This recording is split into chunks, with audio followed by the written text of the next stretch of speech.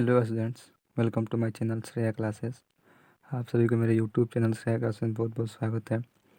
तो आज के हम इस वीडियो में क्लास 10th के चैप्टर नंबर साइंस में चैप्टर नंबर 7 को पढ़ेंगे जो कि बायोलॉजी है, जिसका नाम है नियंत्रण एवं समन्वय, कंट्रोल एंड कोऑर्डिनेशन। तो इसके पहले हम लोग चैप्टर 6 जो बायोलॉजी में है उसको देख चुके थे और आज हम लोग चैप्टर नंबर 7 को देखेंगे। जो स्टूडेंट्स इसके पहले वाले चैप्टर को नहीं देखें वो प्लेलिस्ट में जाकर इसके पहले वाले चैप्टर को देख सकते हैं। और आज हम लोग नया चैप्टर स्टार्ट कर रहे हैं, नियंत्रण और समन्वय। तो चलिए, अगर वीडियो अच्छी लगे तो लाइक कीजिएगा और चैनल को सब्सक्राइब करके बेल आइकन दबा दीजिएगा, क्योंकि जो भी वीडियो अपलोड हो उसका नोटिफिकेशन आपके पास सबसे पहले पहुँचे। तो चलिए स्टार्ट करते हैं। और एक बार ये बताना चाहूँगा, तो जो स्टूडेंट मेरे यूट्यूब पर पहली बार आए हैं उनसे यही कहूँगा कि मेरे एक बार प्लेलिस्ट में जाकर जरूर देखें, क्योंकि मेरे यूट्यूब चैनल पर क्लास 9 से 12 तक का सभी सब्जेक्ट को बिल्कुल बेसिक से पढ़ाया जाता है और कंपटीशन का भी तैयारी कराया जाता है। तो चलिए स्टार्ट करते हैं। तो पहला हेडिंग है तंत्रिका कोशिका या न्यूरॉन जिसको इसे बोलते हैं न्यूरॉन। तो चलिए इसको देखते हैं। तंत्रिका कोशिका मानव के शरीर की सबसे लंबी कोशिका है। जो तंत्रिका कोशिका है वो मानव शरीर की सबसे लंबी कोशिका है।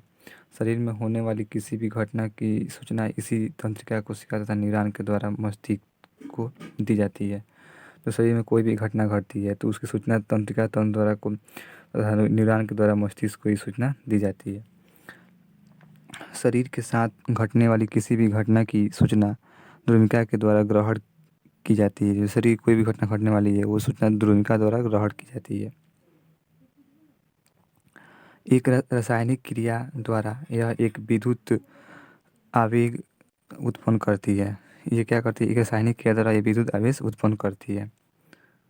तो जो स्टूडेंट्स आप लोग चाहते हैं इस तरह का नोट्स लेना, तो इस तरह का जिस नोट्स में पढ़ा रहा हूँ उसी तरह नोट्स लेना चाहते हैं तो डिस्क्रिप्शन बॉक्स में नंबर दिया है, उस पर कॉल करके पता कर सकते हैं कैसे नोट्स मिलेगा, या फिर नोट्स भी बना सकते हैं। और जो स्टूडेंट स्क्रीनशॉट लेना चाहते हैं स्क्रीनशॉट ले लें। यह विद्युत आवेग द्रुमिका से कोशिका काय तक जाती है। जो ये विद्युत आवेग होती है वो द्रुमिका से कोशिका काय तक जाती है और इसके बाद तंत्रिकाज होते हुए इसके अंतिम सिरे तक पहुँच जाता है। और उसके बाद क्या होता है कि तंत्रिकाज होते हुए अंतिम सिरे कोशिका तक पहुँचता है, इसके अंतिम सिरे तक पहुँच जाता है। इस अंतिम सिरे के द्वारा विद्युत आवेग कुछ रसायनों को विमोचित करता है। इसके बाद क्या होता है कि इस अंतिम सिरे के द्वारा जो विद्युत आवेग होता है वो कुछ रसायनों को विमोचित करता है। ये रसायन दो कोशिकाओं के बीच के खाली स्थान से होते हुए अगली तंत्रिका कोशिका तक जाती है। ये रसायन क्या होती है? जो दो कोशिकाओं के बीच के खाली स्थान से होते हुए अगली तंत्रिका कोशिकाओं तक जाती है तथा उस तंत्रिका कोशिका के द्रुमिका के द्वारा उस सूचना को पुनः उपार्जित कर लिया जाता है। उसको क्या होता है? जो उस तंत्रिका कोशिका होती है उसको द्रुमिका द्वारा उस सूचना को पुनः उपार्जित कर लिया जाता है। यह प्रक्रिया आगे भी इसी तरह से चलती है और जो प्रक्रिया होती है वो आगे भी इसी तरह चलती रहती है और घटना की सूचना मस्तिष्क को प्राप्त हो जाता है। और उसके बाद क्या होता है? जो घटना होती है उसका सूचना मस्तिष्क को प्राप्त हो जाता है, पता चल जाता है। दो तंत्रिका कोशिकाओं के बीच के खाली स्थान को सिनेप्स या सिनेप्टिक दरार या अंतर्ग्रंथन कहा जाता है। जो दो तंत्रिका कोशिका के जो बीच की खाली स्थान होती है उसी को सिनेप्स, सिनेप्टिक दरार या अंतर्ग्रंथन कहा जाता है। जैसे कि आप लोग फिगर में देख सकते हैं, ये कोशिका काय है और ये केंद्रक है और ये द्रुमिका है और ये तंत्र काच है और ये तंत्रिका का अंतिम सिरा है। तो आप लोग समझ में आ गया। चलिए अब नेक्स्ट टॉपिक को देखते हैं। नेक्स्ट टॉपिक है प्रतिवर्ती क्रिया, रिफ्लेक्स एक्शन। तो चलिए इसको देखते हैं। पर्यावरण में किसी घटना की अनुक्रिया के फलस्वरूप अचानक हुई प्रतिक्रिया को प्रवर्तित क्रिया कहा जाता है। जो पर्यावरण में कोई भी घटना घटती है उसके अनुक्रिया के जो फलस्वरूप अचानक हुई जो प्रतिक्रिया को प्रवर्तित क्रिया कहा जाता है। जैसे यदि कोई व्यक्ति रास्ते पर चल रहा हो और उसका पैर अचानक किसी कांटे पर पड़ जाता है, वह अपना पैर तत्काल ही हटाता है। उस व्यक्ति का पैर घटना प्रतिवर्ती क्रिया का उदाहरण है। प्रतिवर्ती क्रिया को संचालन मेरुरज्जु स्पाइनल कॉर्ड द्वारा होता है। कहने का मतलब यह है कि जैसे कोई आदमी, जैसे सपोज आप ही कोई रोड पे चल रहे हैं, कहीं भी चल रहे हैं, तो जो अगर रोड पे कांटे हो तो आपका पैर किसी भी कांटे पे या फिर किसी भी कुछ पे पड़ गया तो एक बार आपको जो सूचना मिलती है तो उसी को कह रहा है कि प्रतिवर्ती क्रिया संचालन द्वारा मेरुरज्जु द्वारा होता है। अब नेक्स्ट टॉपिक देते हैं मेरुरज्जु, स्पाइनल कॉर्ड। पूरे शरीर की तंत्रिका कोशिका मस्तिष्क से पहले बंडल के रूप में एक जगह पर मिलती है। क्या होता है कि पूरे शरीर की जो तंत्रिका कोशिका होती है मस्तिष्क से पहले बंडल के रूप में एक जगह पर मिलती है। इसी को मेरुरज्जु कहा जाता है। जहाँ मिलती है उसी को मेरुरज्जु कहा जाता है। मेरुरज्जु के द्वारा ही प्रतिवर्ती क्रियाओं का संचालन होता है। और जो मेरुरज्जु होती है उसी के द्वारा प्रतिवर्ती क्रिया का संचालन होता है। मेरुरज्जु में प्रतिवर्ती चाप का निर्माण होता है। मेरुरज्जु में क्या होता है कि प्रतिवर्ती चाप का भी उसी में निर्माण होता है, जिसके कारण मेरुरज्जु के द्वारा प्रतिवर्ती क्रियाओं का संचालन होता है। उसके उसके कारण क्या होता है कि जो मेरुरज्जु के द्वारा होता है वो प्रतिवर्ती क्रियाओं का संचालन होता है। अब आपका नेक्स्ट टॉपिक है प्रतिवर्ती चाप, रिफ्लेक्स आर्क। प्रतिवर्ती क्रियाओं का संचालन मेरुरज्जु के द्वारा होता है। जो प्रतिवर्ती क्रिया संचालन होता है वो मेरुरज्जु के द्वारा होता है। तंत्रिका कोशिकाओं के द्वारा घटना की सूचना को मेरुरज्जु तक पहुंचाया जाता है। जो तंत्रिका कोशिकाओं के द्वारा घटना को सूचना को मेरुरज्जु तक पहुंचाया जाता है और उसके आधार पर मेरुरज्जु प्रतिक्रियाओं का आदेश देता है। जो प्रक्रम आगाम संकेत, उसके बाद क्या होता है जो और उसके आधार पर मेरुरज्जु प्रतिक्रिया आदेश देता है जो प्रक्रम आगाम संकेतों तथा उसके अनुसार निर्माण क्रिया को करने का कार्य करता है। उसको सूचना देता है जिसके अनुसार निर्माण क्रिया करने का कार्य करता है। वह अतिशीघ्र पूरा हो जाता है। उसके बाद क्या होता है कि वह अतिशीघ्र ही पूरा हो जाता है। इस तरह के संबंध को प्रतिवर्ती चाप कहा जाता है। तो इस तरह संबंध होता है उसी को प्रतिवर्ती चाप कहा जाता है। अब आपका नेक्स्ट टॉपिक है मानव मस्तिष्क, ह्यूमन ब्रेन। तो चलिए इसको देखते हैं।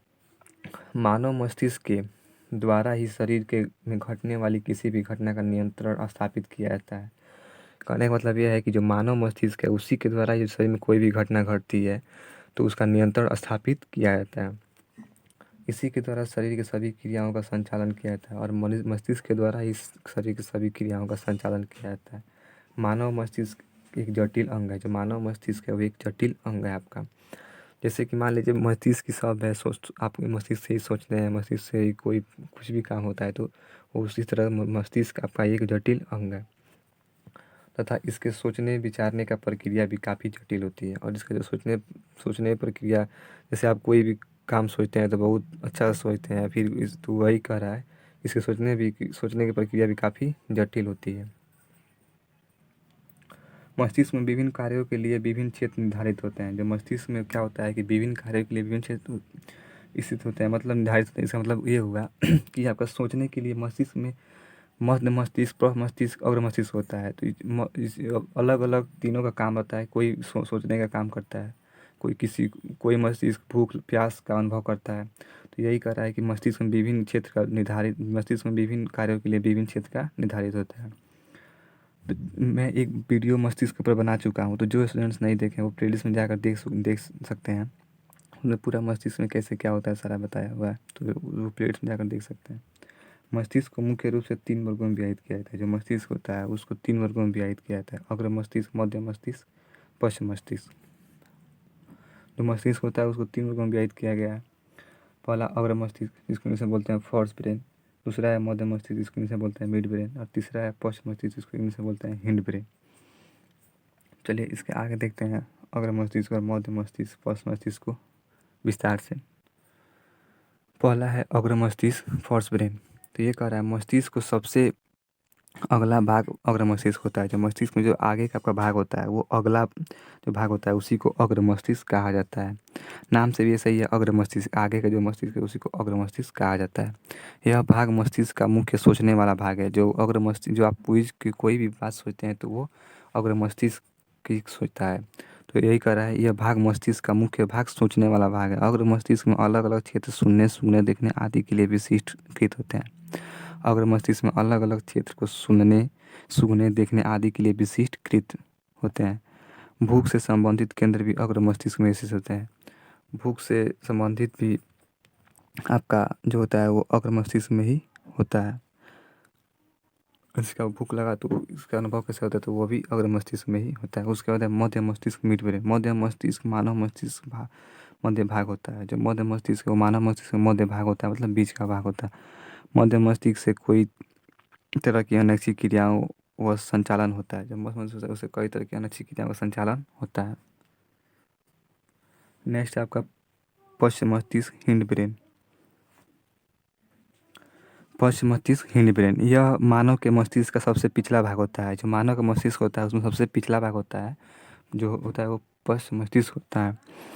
इस इसके द्वारा भी कई तरह की अनैच्छिक क्रियाओं का संचालन होता है, और इसके द्वारा भी क्या होता है कि कई तरह की अनैच्छिक क्रियाओं का संचालन होता है। कई तरह की अनैच्छिक अनैच्छिक रक्तदाब, लार आना तथा वमन जैसी क्रियाओं पश्च मस्तिष्क स्थिति में मेडुला के द्वारा नियंत्रित होता है। इसमें क्या होता है कि कई तरह के अनैच्छिक रक्तदाब, लार आना तथा वमन जैसी क्रियाओं पश्च मस्तिष्क की स्थिति में मेडुला द्वारा नियंत्रित होता है। तो मैं उम्मीद करता हूँ आप लोगों को इस वीडियो अच्छी लगी होगी। तो वीडियो कैसी लगी कमेंट बॉक्स में ज़रूर बताइएगा। तो चलिए मिलते हैं नेक्स्ट वीडियो में। और जो स्टूडेंट्स इस वीडियो को पहली बार देख रहे हैं उनसे यही कहूँगा कि आप लोग एक बार प्लेलिस्ट में जाकर जरूर देखें, क्योंकि मेरे यूट्यूब चैनल पर क्लास 9 से 12 तक सभी सब्जेक्ट को बिल्कुल बेसिक से पढ़ाया जाता है। तो वीडियो चले तो लाइक कीजिएगा, चैनल सब्सक्राइब कर दीजिएगा। तो चलिए मिलते हैं नेक्स्ट वीडियो में। तो तब तक के लिए धन्यवाद। जय हिंद, जय भारत।